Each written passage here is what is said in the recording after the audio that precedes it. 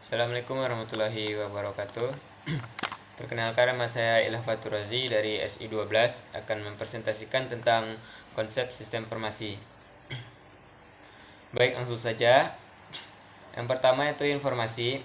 Menurut para ahli dan Kamus Besar Bahasa Indonesia, informasi adalah penerangan, pemberitahuan, kabar atau berita tentang sesuatu. Itu menurut Kamus Besar Bahasa Indonesia. Menurut para ahli, Brooch and Starter, informasi adalah pengumpulan dan pengolahan data untuk memberikan pengetahuan atau keterangan.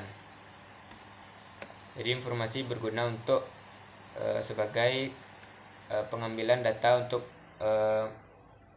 pengambilan keputusan.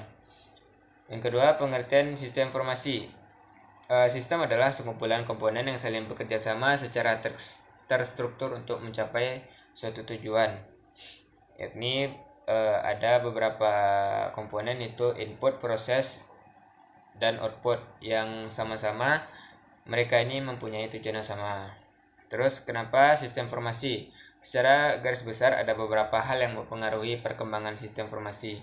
Yang pertama, pengaruh globalisasi, memudarnya batasan-batasan yang ada pada suatu negara dalam segi persaingan industri, perdagangan, dan pendidikan.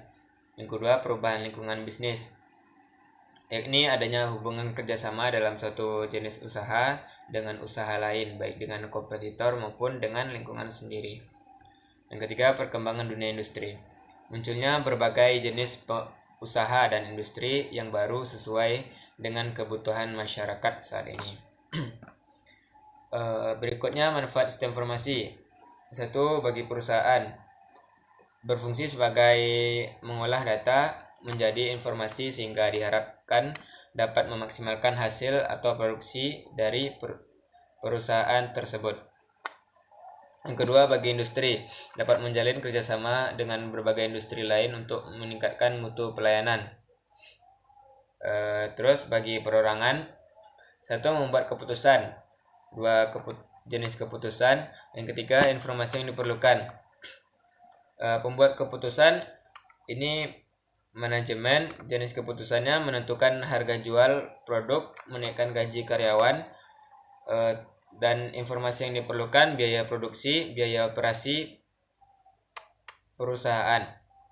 Lanjut, yang keempat, kriteria informasi. Untuk menciptakan informasi yang akurat harus berawal dari data yang juga akurat dan tepat.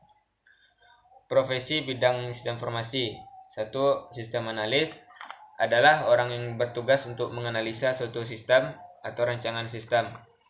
Yang kedua, perancangan sistem. Bagi dalam perancangan suatu sistem, biasanya bagian ini bergabung ke dalam sistem analis. Yang C, programmer, orang yang menunjukkan rancangan dari analis ke dalam sebuah bahasa pemrograman yang diaplikasikan ke komputer. Selanjutnya, menciptakan keunggulan kompetitif. Agar dapat memenangkan persaingan dan merebut para pasar harus memiliki keunggulan yang kompetitif. Menurut Mintzberg, ada dua pendekatan yang dapat dilakukan. Yang satu, produk differentiation, menciptakan produk yang langka atau baru.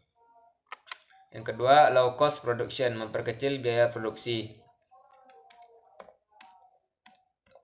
Selanjutnya, pengaruh sistem informasi bagi perusahaan.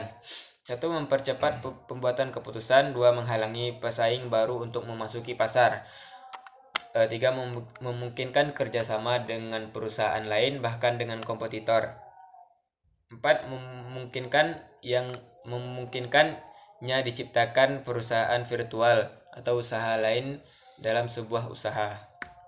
Nomor 8, mengetahui yang diperlukan oleh manajer.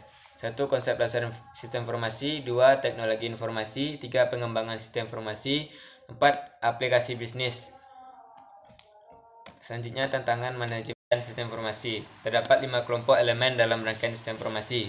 Yang pertama, business driver, berbagai hal yang mempengaruhi proses bisnis yang dijalankan oleh perusahaan.